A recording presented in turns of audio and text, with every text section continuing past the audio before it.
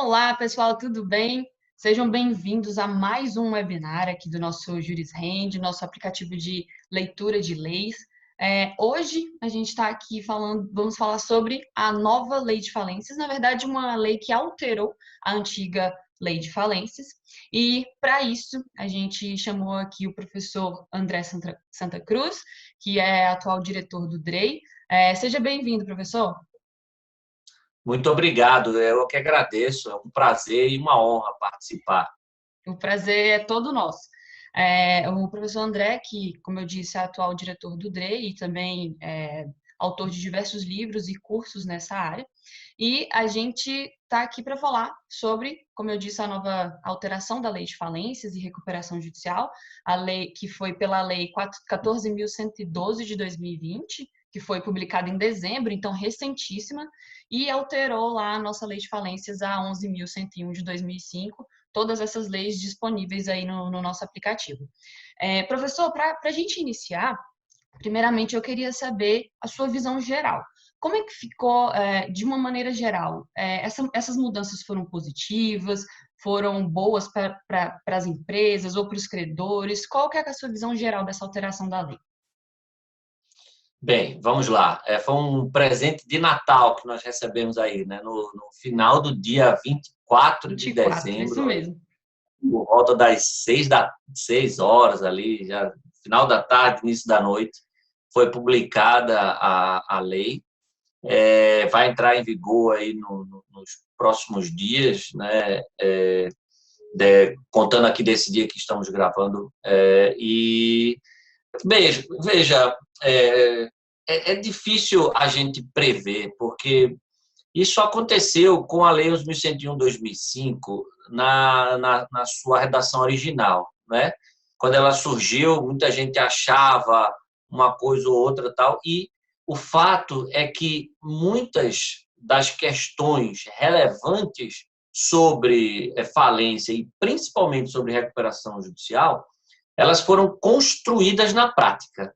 E muitas dessas questões foram construídas, assim, ou contra o que estava dito na lei, ou foram construídas sem que tivesse nada dito na lei.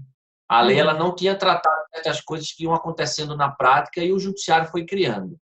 É possível que aconteça o mesmo agora, né? Aí você diz assim, pô, André, mas depois de 15 anos fizeram a lei, fizeram a reforma, então não dava para prever o que estava acontecendo na prática? Sim. Muitas coisas que foram tratadas na reforma da lei foram tratadas em virtude do que se verificava na prática.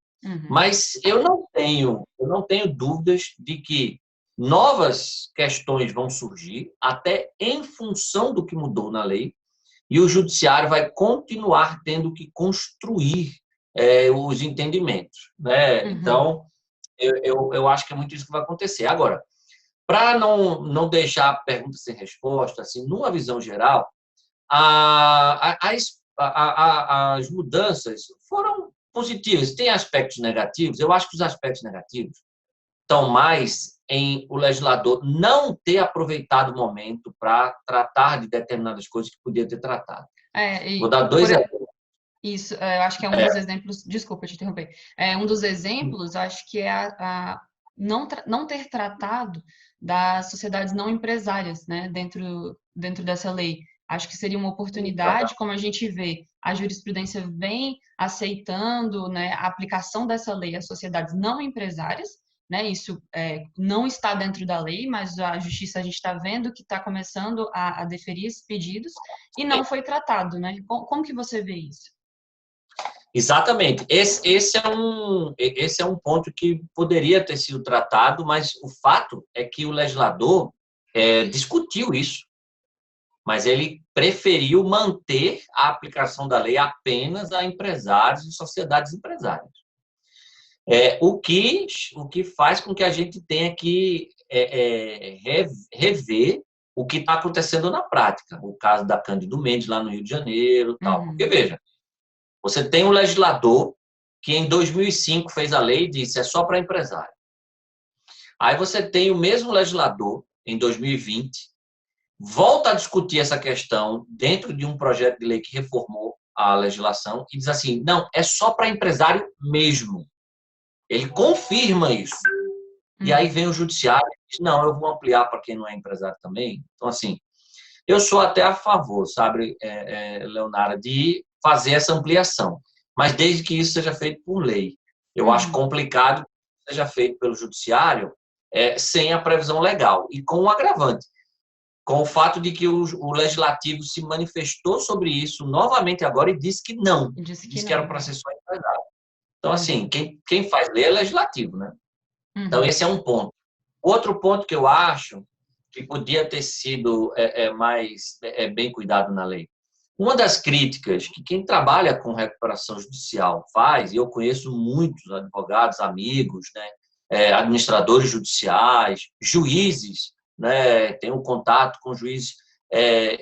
Uma das críticas é que a lei ela exclui determinados créditos dos efeitos da recuperação judicial, que são basicamente aqueles créditos que estão no artigo 49, parágrafo 3º e parágrafo 4º, né? Alienação fiduciária em garantia, cessão fiduciária de créditos, arrendamento mercantil, adiantamento a contrato de câmbio.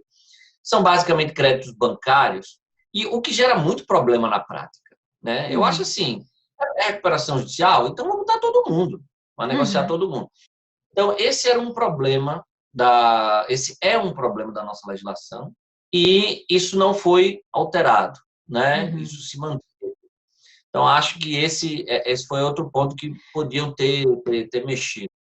E um terceiro ponto que eu acho que podia ter sido tratado era tentar melhorar a recuperação judicial para microempresas e empresas de pequeno porte. A gente tem um plano especial na lei, o plano especial está lá nos artigos 70 a 72, mas um estudo recente do Observatório de Insolvência, que é lá de São Paulo, que tem a participação do Dr. Marcelo Guedes Nunes, que é o presidente da Associação Brasileira de Jurimetria, do Dr. Marcelo Sacramone, que é o juiz de uma das varas de falência e recuperação de São Paulo. Esse estudo, ele mostrou o seguinte, que em São Paulo, num intervalo assim longo, acho que foi no intervalo de 10 anos, se não me engano, sabe quantas microempresas e empresas de pequeno porte usaram o plano especial? 4. 4. Em São Paulo, que é esse mundo de empresas, né? Estatisticamente, isso é zero. Estatisticamente, é um número irrelevante. Então, isso mostra que a gente não dá o correto tratamento para a crise das microempresas e empresas de pequeno porte, que são a maioria das empresas no Brasil e que são as que mais sofrem em períodos de crise. Em períodos de crise geral, de crise econômica, como foi o caso agora da pandemia. Quem mais sofreu foram as micro e pequenas empresas. Então, apesar de ter esse plano especial, me parece que ele não está funcionando na prática, né? Não, com certeza ele não está funcionando. Não funciona na prática. E também não foi alterado agora com a nova lei, né? O máximo que colocaram lá foi a possibilidade de o produtor rural, pessoa física, pedir com base nesse plano. Mas não se mudou o plano em si. Então, assim, infelizmente, foi outra janela de oportunidade perdida. Então, eu acho assim, muitas mudanças eram necessárias, né? Vou citar aqui algumas que eram necessárias e que são positivas. O tratamento da insolvência transnacional, né? A regra sobre financiamento do devedor em crise, que a gente realmente não tinha um tratamento dessa matéria satisfatório. Seria o Deep Financing, é isso? Deep Financing. Com essa nova lei, isso alterou positivamente, deu um incentivo a esse tipo de financiamento das empresas em crise? Porque, assim, para quem não vê o assunto, é um tipo de financiamento que tem um alto risco, né, para quem está financiando, mas o que essa lei trouxe de novo que alterou esse cenário? Ótimo. O que acontece? Uma das grandes dificuldades de uma empresa que pede recuperação judicial é conseguir manter os seus negócios. Porque, beleza, você vai fazer o plano, você vai propor um pagamento aí com uma carência de 1 ano, um parcelamento de 10 anos, um deságio aí de 50%, 60%, maravilha, ótimo. Mas veja, se você não continuar conseguindo novos contratos, se você não tiver acesso a crédito, de que adianta você prorrogar os prazos, ter parcelamento, se não vai entrar dinheiro? Se não tiver caixa, né? Vai pagar com o quê? Né? Então, assim, A recuperação judicial, para que ela seja bem-sucedida, ela passa necessariamente por um bom plano de recuperação judicial, beleza, mas também com mecanismos que assegurem que a empresa vai conseguir voltar a firmar contrato, voltar a acessar crédito, né, e tal. Então, nas boas legislações falimentares, né, de recuperação judicial, o que é que você faz para você estimular, para você incentivar a entrada de dinheiro novo nessas empresas que pedem recuperação judicial? Você dá um tratamento diferenciado, um tratamento privilegiado para esses credores que continuam colocando dinheiro novo ali na empresa em crise. Né? Então, assumindo esse risco, né, de colocar um dinheiro ali. Então, você vai ter uma prioridade ali. Exatamente, exatamente. E aí a legislação teve um cuidado, agora a reforma teve um cuidado de tratar disso nos artigos 69A a 69F da lei. Né? Então, você dá algumas garantias, né? O artigo 69A diz: durante a RJ, o juiz poderá, depois de ouvido o comitê, né, se houver comitê de credores, autorizar a celebração de contratos de financiamento com o devedor, garantidos pela oneração ou alienação fiduciária de bens e direitos, seus ou de terceiros, pertencentes ao ativo não circulante, para financiar suas atividades e as despesas de reestruturação ou de preservação. Então, você vai dar um tratamento diferenciado a esses credores, o que pode incentivá-los, estimulá-los a, como você bem disse, assumir o risco, né, de financiar as empresas em crise, né, de colocar ali dinheiro novo, né, como a gente diz no jargão da prática, nas empresas em crise. Essa foi uma mudança positiva. Agora, no papel, tá bonito. Vamos ver na prática. Tá? É aquilo que eu digo. Muitas coisas são construídas na prática, porque vão acontecendo coisas que a gente não tem como prever, o legislador não tem como prever, e aí vai mudando tudo aquilo que está na lei, né? E um exemplo disso, e uma coisa que mudou agora, é a possibilidade de prorrogação daquele stay period, né? Dos 180 dias, que antes a lei era taxativa em falar, em hipótese nenhuma excederá o prazo improrrogável de 180 dias, aí veio a jurisprudência e falou, não é bem assim, e agora a gente teve uma alteração, né? Como que ficou isso? Como que ficou essa prorrogação? Exatamente. Na prática, já se prorrogava quando se construiu uma jurisprudência, né, no STJ, dizendo o seguinte: não, se a recuperação não tiver terminado ainda, não tiver terminado, não, o plano não tiver sido ainda votado, tal, deliberado, no prazo de 180 dias, mas isso não for culpa do devedor, aí a gente prorroga. Né? Também os números dessa pesquisa lá do Observatório de Insolvência mostraram que o stay period médio era de 360 dias, ou seja, o dobro do que previsto na lei. Então, o que é que a lei agora diz, né, com a reforma? Ela diz que o stay period pode ser prorrogado por uma vez. Então, pode ser 180 mais 180. Você me pergunta, André, os juízes vão prorrogar por mais de uma vez? Vão. Como a gente diz, né? Na prática é diferente. Agora, tem uma coisa interessante e polêmica, que aqui eu não sei se foi uma boa medida realmente, acho que não. Foi o seguinte, que diz o seguinte: se, mesmo com a prorrogação desse prazo, do stay period, o plano não for deliberado, os credores podem apresentar plano de recuperação alternativo. Isso, tá? É um ponto bem crítico, né? Isso é complicado.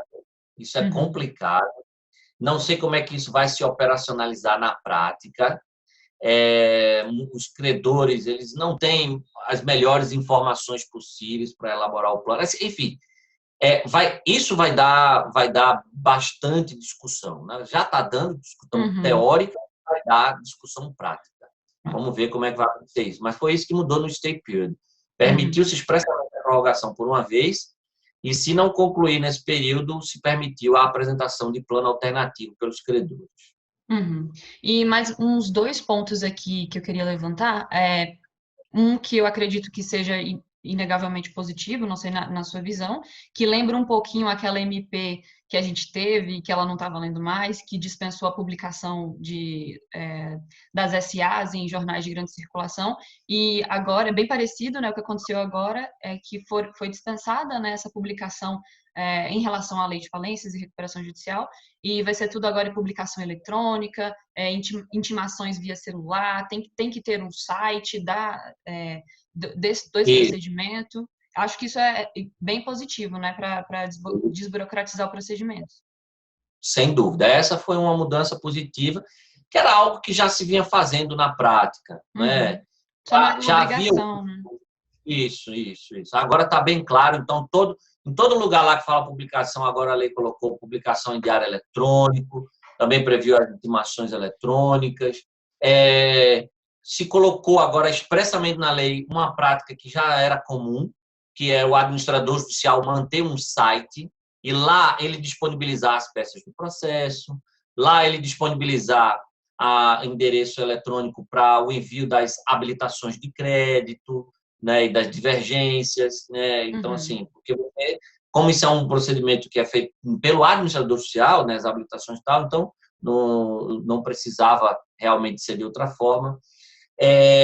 A disponibilização desses documentos todos, dos editais, né, de todas as informações necessárias para os credores nesse site. Então, você reduz custo, né, porque essas publicações elas normalmente são caras, você facilita o acesso. Então, essas foram sim mudanças importantes. Eu creio que isso vai dar uma melhorada no processo. E encaminhando para o final, para a gente finalizar, eu queria levantar mais um ponto, que é o incentivo à conciliação e à mediação. Isso Boa. foi expressamente previsto, né, nessa nova alteração, né? Como que era antes? Isso não poderia ser assim? Não poderia ter conciliação e mediação? Ou só não era previsto? E quais que são as expectativas para que isso realmente seja uma alternativa? Não, não era previsto só, mas não era vedado, né? Salvo engano, até no período da pandemia, o Tribunal de Justiça de São Paulo emitiu uma norma lá, uma recomendação, né, para você utilizar esses mecanismos de solução alternativa para empresas que estavam em crise e tal. Então, essa foi outra mudança positiva, né? Está lá agora, salvo engano, é no artigo 20A, a partir do artigo 20A da lei, que ficam previstas as conciliações e mediações antecedentes ou incidentais aos processos de recuperação judicial, inclusive participação lá do Sejusc, né, de cada tribunal e tal. Eu acho que isso aqui é importante. Agora, para que isso aqui tenha efetividade mesmo, é preciso duas coisas. Primeiro, capacitação, né, dos atores que vão atuar nessas questões. E aqui, a outra coisa não é específica para a recuperação judicial e falência, é uma mudança de cultura do profissional do direito no Brasil mesmo, Com né? certeza. Essa cultura tem mudado, óbvio, tem mudado. O simples fato disso estar constando agora na lei mostra que a gente está mudando essa cultura. O CNJ tem adotado várias políticas públicas, né, de incentivo à mediação, conciliação, etc. A tecnologia tem facilitado esses mecanismos, né, com os sistemas de Online Dispute Resolution, né, o ODR. Então, a gente tem visto o surgimento de startups, né, de prestação de serviços jurídicos, as Lawtechs, né, que tem também prestado um grande serviço para essa mudança de cultura, né, da cultura do litígio e tal. Quem tem atrapalhado muito isso aí é a nossa querida OAB, né? A OAB tem que se desvencilhar dessas ideias corporativistas e de reserva de mercado e se abrir para a tecnologia, para a concorrência, para a livre iniciativa, tá? Eu sempre que puder eu vou fazer esse puxão de orelha na OAB, tá? Então, assim, esse é um ponto positivo. Eu acho que esse também foi um ponto positivo de se colocar lá. Algo que vem mudando na nossa mentalidade, né? Tanto dos operadores do direito como da sociedade em geral, de saber que nem tudo precisa da judicialização e às vezes judicializar talvez é até pior, né? E eu acho que essa lei veio com esse ponto positivo. Acesso à justiça, isso há muito tempo, né? Nossa, quando eu fiz faculdade, eu lembro de eu ter feito um trabalho na faculdade sobre isso, faz tempo. Acesso à justiça não é acesso ao poder judiciário, né? Acesso à Uhum. justiça é acesso a uma solução Uma solução. eficiente de litígio. Pode ser no judiciário ou não, e muitas vezes não, fora do judiciário, com Uhum. mecanismos de conciliação, mediação, arbitragem, etc. Então, é muito importante que isso seja incentivado.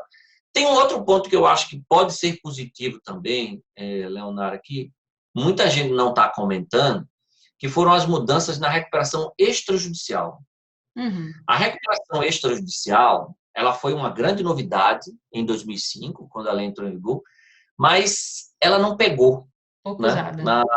Os números mostram que ela não vingou.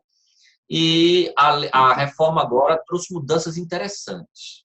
A redução do quórum, né, necessário para você homologar aquela recuperação judicial que obriga a todos, Uhum. caiu de 2/3 para a maioria, e agora você pode formular o pedido de recuperação extrajudicial sem que você ainda tenha todos os credores. Você formula o pedido e a lei te dá 90 dias para você correr atrás dos credores que faltam.